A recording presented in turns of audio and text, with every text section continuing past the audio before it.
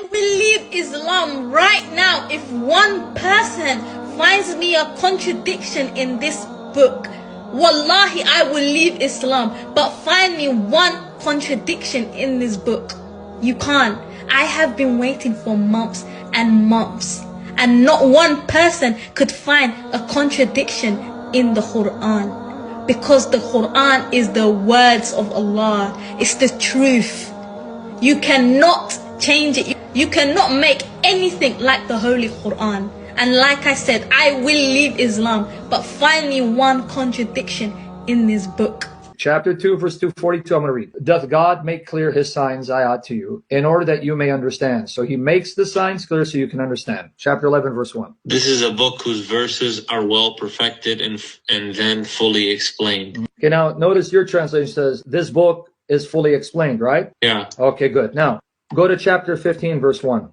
15:1. It's a clear Quran. So the Quran is clear, right? Nothing unclear about it, right? Yeah. Okay, now go to chapter 6, verse 55 of the Quran. This is how we make our signs clear. The signs, you can look at the word. That's the word ayat. That's what you call the verses of the Quran, because each verse is supposedly a sign from Allah. It's a miracle. So we explained the ayat in detail, clear. Now, a few more, and I'm going to show you where the contradiction is. Now go to chapter 6, verse 97 to 98. We have already made the signs clear for people who know. And he is the one who originated you all from a single soul, then assigned you a place to live and another to be laid to rest. We have already made the signs clear for people who comprehend. Okay, so you see, clear. We made it clear. So there's no confusion, no ambiguity, so that you can comprehend. Clear, detailed. Now, go to chapter 6, 114. Say, O Prophet, should I seek a judge other than Allah while he is the one who has revealed for you the book with the truth perfectly explained? Perfectly explained, right? Okay, so something that's clear, so you can understand, perfectly explained means there's no confusion in it. No ambiguity. Perfectly explained. My translation, Ali Khan, explained in detail. All right, now,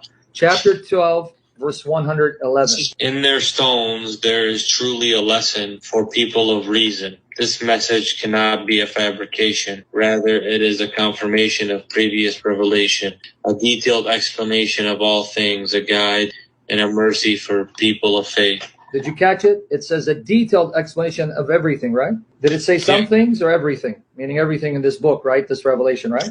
A detailed explanation of all things. So this Quran is a detailed explanation of all things, meaning all things mentioned in it, right? Uh-huh. Now here's your contradiction. Your contradiction is chapter 3, verse 7. This one's a major one because now you're going to have problems when I explain it to you. Chapter 3, verse 7. He is the one who revealed to you, O Prophet, a book of which some verses are precise. They are the foundation of the book. Not too fast.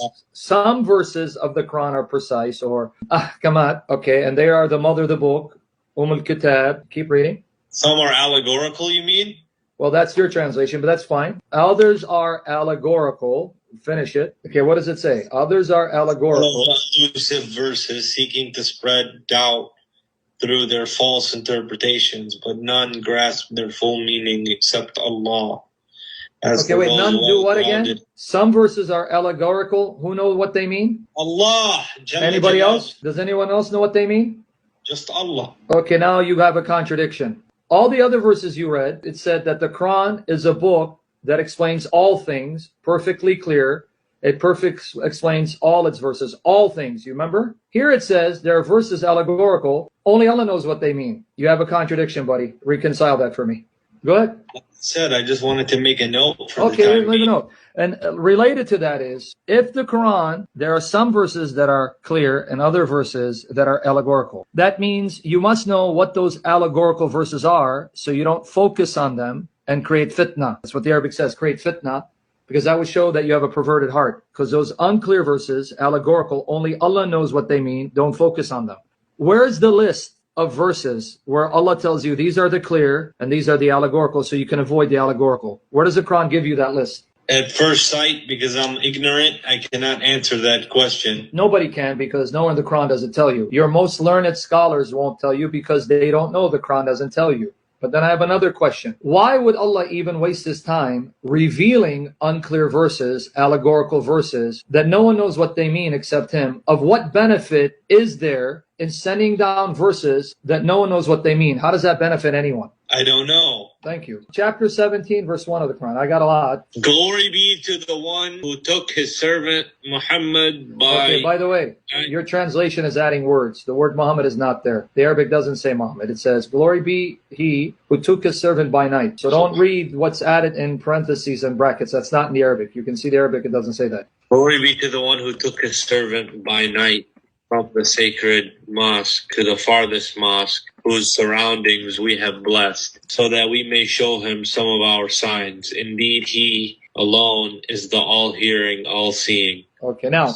the Quran just said it's perfectly clear. It explains everything in it, all things in it, perfectly clearly. That's what it said in those verses, then it contradicted itself. So if the Quran is perfectly clear and explains all things, can you tell me, just from the Quran, who that servant is? Do you have the answer for that just from the Quran? We know the Prophet. Prove it. How do you know that? Where did the Quran say it's the Prophet? Why are you reading later hadiths into this? Because when you go to the hadiths, it's going to embarrass you. That's why I'm saying be careful. Don't run to the hadith. So from that verse alone, can you prove to me it's Muhammad? We can't take a Quran verse in isolation of itself without... Okay, I'm not taking isolation. I'm reading it in the Quran. Can you show me anything in your 114 chapters of the Quran that explains it? Because you're the one who told me in the comment section, no hadiths. I have it. Didn't you tell me no hadiths? Yeah. Okay, so I'm now holding you... No, but we know it's Muhammad. How do you know that? Where did the Quran tell you it's Muhammad? The name Muhammad only appears 4 times in your entire Quran. Related to the same verse, it says, who took his servant by night from the inviolable mosque to the farthest mosque. Masjid al-Haram, Masjid al-Aqsa.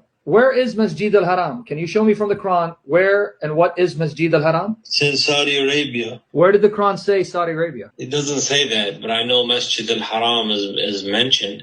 And where does it tell you Masjid al-Haram is in Arabia? Secondly, what's the farthest mosque? Masjid al-Aqsa. Where is that at? Jerusalem. Where did the verse say Jerusalem? Why are you making things up as you go along? Where did that verse say Jerusalem? Well, this verse doesn't say Jerusalem. But the Quran told you it explains all things in this book. It's perfectly clear and perfectly clearly explains the verses. How come it fails to explain this verse for you? And it's less than perfectly clear. No, but you're basically saying that the Quran doesn't explain that, or doesn't reveal that the farthest mosque is in Jerusalem. Exactly. It doesn't. That's the truth. And doesn't tell you who the servant is. Maybe it's Moses. How do you know? Because Moses, if you're saying Jerusalem, Moses was in that area. But the Quran mentions the name Muhammad. The name Muhammad only appears 4 times. And it's mentioned in certain isolated places scattered throughout the Quran. So how do you know that whenever the Quran says, say, O Prophet, or the Prophet is not harsh with